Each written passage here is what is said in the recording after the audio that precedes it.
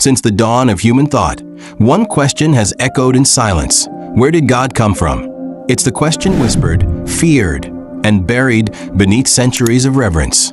Some say it's blasphemy. Others call it mystery too deep for mortal minds. But why? Why has this question been locked behind trembling lips for generations? Is it because the answer threatens to unravel everything we believe about creation, eternity, and the divine?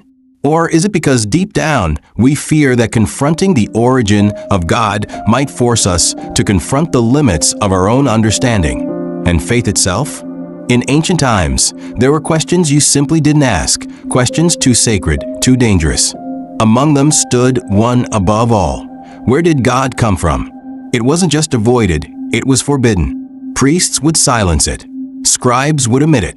Entire cultures built walls around it, fearing the chaos such curiosity might unleash. To question God's origin wasn't seen as seeking truth. It was seen as rebellion against the divine order.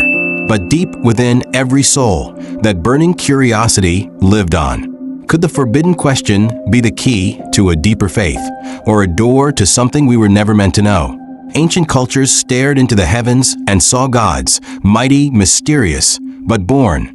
The Babylonians believed their gods emerged from the mingling of waters. The Egyptians told of Ra rising from chaos. The Greeks had divine genealogies, gods born of gods in endless cycles. To them, even the divine had a beginning. But then came something different, an idea too vast for myth alone, a God with no origin, no birth, no beginning. How could that be? Could there truly be a being who was, before all else?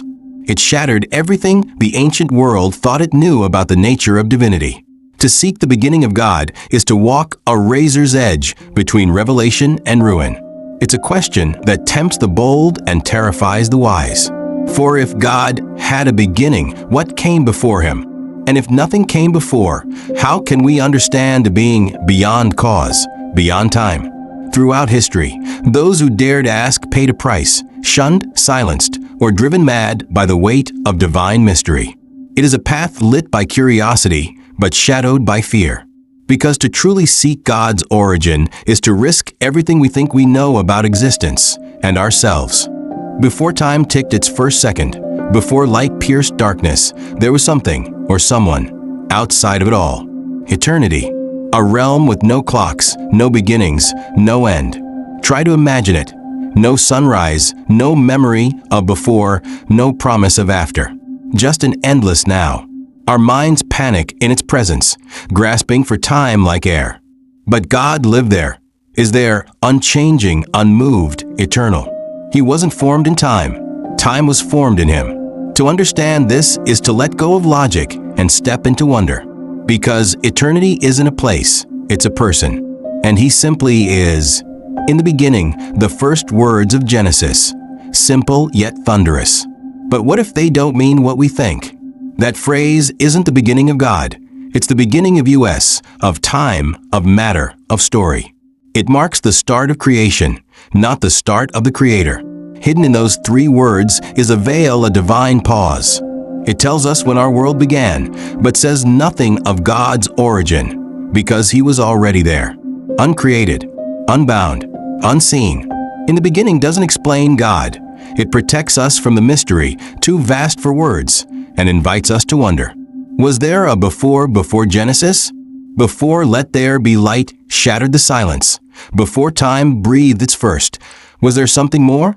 The Bible begins with creation, but not with God's beginning. Why? Because he had none. Yet our hearts still wonder. What existed in that sacred silence before the first word was spoken? Was God alone? Was he waiting, dreaming, deciding? The space before Genesis is a mystery wrapped in eternity, a moment we'll never fully grasp. But in that unspoken before, we glimpse a God who didn't begin with the story. He authored it from outside the page. Imagine a realm with no stars, no sky, no ground beneath your feet, no time ticking forward, no space to move, no matter to touch. Just endless being. Silence, yet full. Stillness, yet alive. a realm where past and future collapse into a single, eternal now. This is where God dwells, not confined by creation, but above it, before it, beyond it. No dimensions, no distance, only presence. Our minds tremble to picture it, yet our souls feel its pull. This is not emptiness.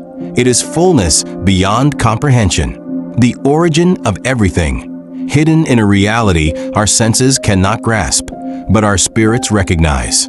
When Moses stood before the burning bush and asked God for his name, the answer thundered through eternity. I am that I am. Not I was or I will be, but I am. A name with no past, no future. Only an unshakable, infinite present. Yahweh, the breath of existence itself. This name isn't just a title. It's a declaration of eternal being, a defiance of origin, a mystery no time can hold. It means God never became. He is. Always. Forever. Before thought. Beyond end. The name that has no beginning isn't meant to be explained. It's meant to leave us in awe. When we ask, where did God come from? He doesn't offer an origin. He offers a name. I am. It's not an explanation. It's a revelation. It doesn't satisfy the mind. It stills the soul. God doesn't trace his steps back because there are no steps to trace. His name silences the question without denying its weight. I am means he exists outside the question itself. It's as if God is saying, you're looking for a beginning, but I am the reason beginnings exist. His name is the answer that turns the question on its head and leaves us breathless with wonder. In the Hebrew language, YHWH isn't just a name. It's a declaration of absolute self-existence. The root of a name, I am, carries a weight that no other word can match. It speaks of a being who doesn't depend on anything. No cause, no moment, no force. He simply is, from eternity past to eternity future. No birth, no beginning. This is the God who needs nothing to exist, who relies on no one.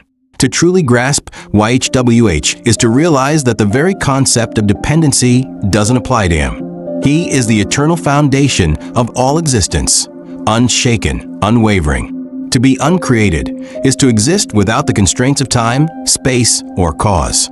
It means being outside the realm of beginning and end, untouched by anything that came before. God is uncreated, not formed from dust, not shaped by forces beyond his control. He stands alone, self-sufficient, existing in a realm beyond our understanding. This isn't a flaw, it's perfection. It means he cannot be diminished, altered, or destroyed. To be uncreated is to be eternal, unchanging, the source of all life, yet not dependent on anything. It's the most powerful, humbling truth. God simply is. Always. Forever. Before the first spark of light, before the Word spoke creation into being, there was a moment, a cosmic silence. A breath held in the void, suspended in eternity. Nothing moved. Nothing existed, yet everything awaited. The universe, unformed, hung in the balance. It was a pause so profound, so pregnant with potential, that it's beyond our comprehension. In that silence, God stood, the only presence in a vast, empty expanse. And then, with a single command, the silence shattered. But until that moment, there was only the stillness, the infinite, timeless space that carried the weight of all that was yet to be. Before anything existed, there was only the presence of God, unfathomable, endless, and alone. No stars, no earth, no sky. Just him. Imagine a vast, infinite emptiness, where time had not yet begun and space had not yet formed. Yet, this emptiness wasn't void. It was alive with potential, pregnant with the power to create.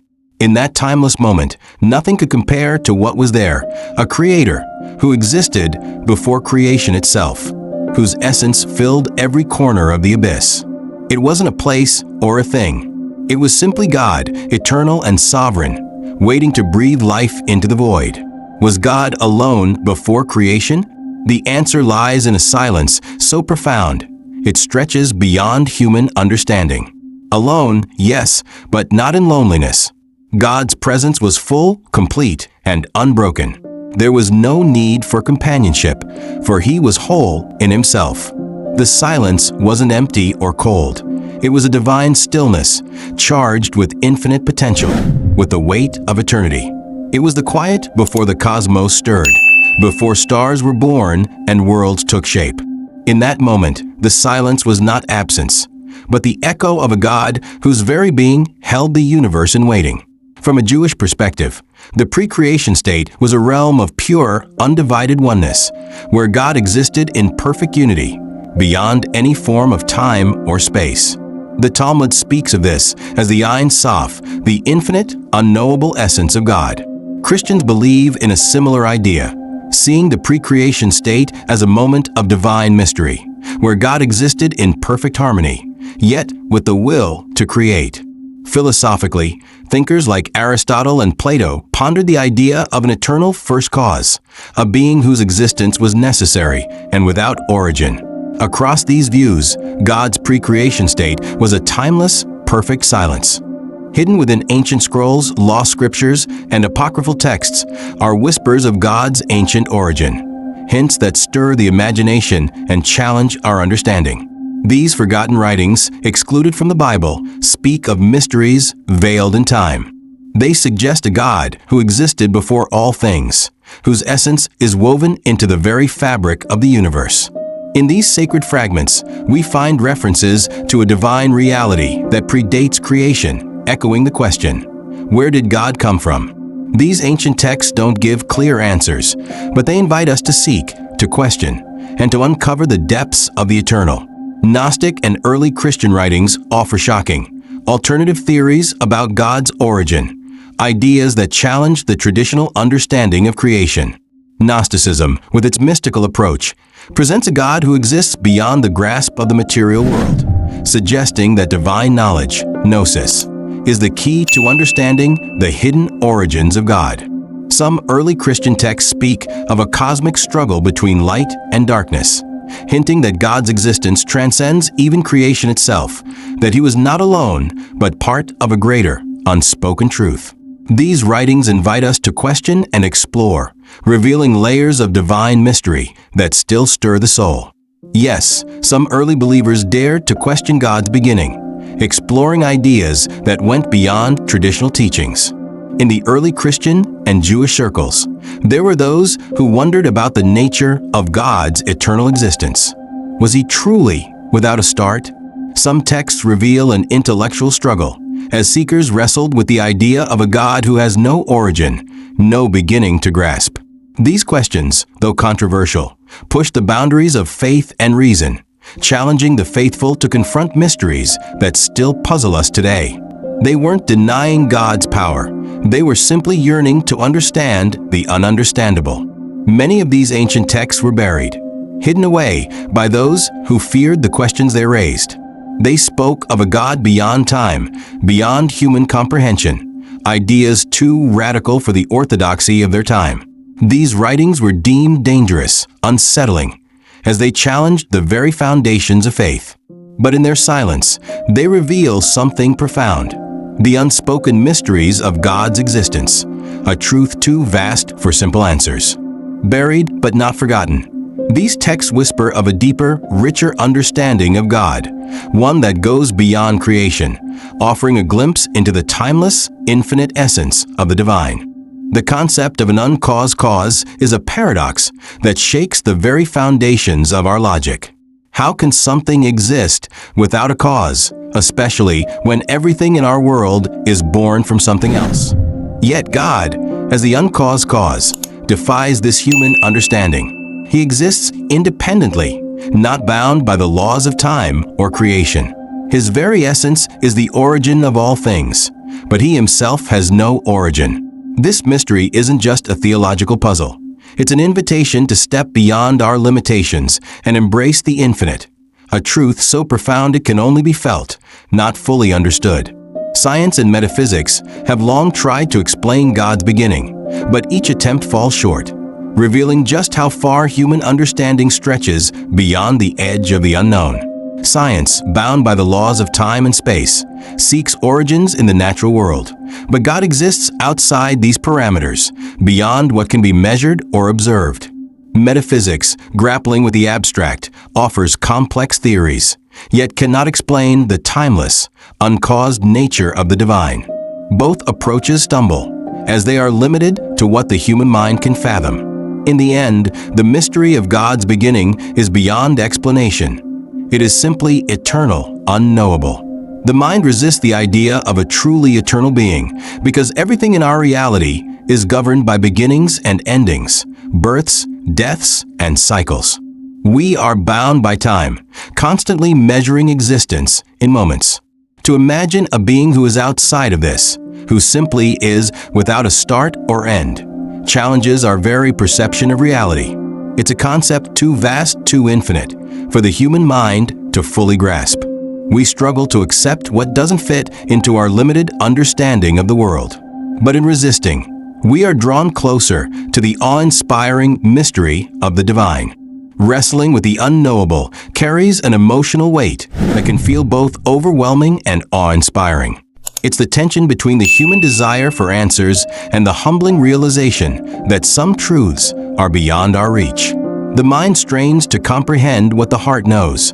There are mysteries too vast, too sacred to fully understand. This struggle with the divine, the infinite, stirs something deep within us. It awakens both fear and wonder as we confront our limits while being drawn toward something greater. In this wrestling, we find not frustration, but a profound connection to the eternal, the unfathomable. Asking where did God come from might be the wrong question because it limits our understanding of a being who exists beyond the constraints of time and space. God, as the eternal and uncreated, cannot be confined to a beginning or an end. To ask where he came from is to impose human limitations on the divine. The true question is not where, but who is God? A question that invites us to explore the depth of his essence, his infinite nature, and his relationship with us. In shifting our focus, we open ourselves to a deeper, more profound understanding of the divine. The true understanding of God's origin transcends logic, reaching into the realm of the spiritual and the mystical. Logic, bound by time and reason, can only take us so far. Yet, in the depths of our hearts, we feel a connection to something eternal, something beyond the limits of our understanding. The answer lies not in reasoning, but in experience. When we open ourselves to the divine presence, we step beyond the need for explanations. We embrace the mystery, trusting that in the silence of the unknowable, God's essence is revealed not through words, but through the depth of our faith. In the face of mystery, faith becomes our guiding light. When answers remain elusive and the unknown looms large, faith anchors us in something greater than ourselves. It is the quiet certainty that, even without full understanding, we are connected to the divine. Faith doesn't require all the answers. It thrives in the unknown, trusting that the mystery holds purpose and meaning beyond our comprehension. It is through faith that we can find peace in the unexplainable, embracing the beauty of the divine's presence without needing to unravel every mystery. Faith allows us to rest in the arms of the unknown. I invite you not to merely know, but to ponder, to sit with the mystery and let it stir something deep within you. Sometimes, true understanding doesn't come from facts or answers, but from allowing the question to linger in your heart. What does it mean to encounter the infinite? What does it mean to grasp at something beyond comprehension? In this journey, let your mind wander, your soul question, and your spirit explore. Don't seek immediate answers. Instead, embrace the mystery, for in pondering, we grow closer to the divine and unlock a deeper, richer connection to God. Thank you for joining me on this profound journey of discovery. Your curiosity and engagement mean the world. If you found this story captivating, don't forget to like, subscribe, and share with others. Turn on notifications so you never miss out on our next exploration. Stay curious.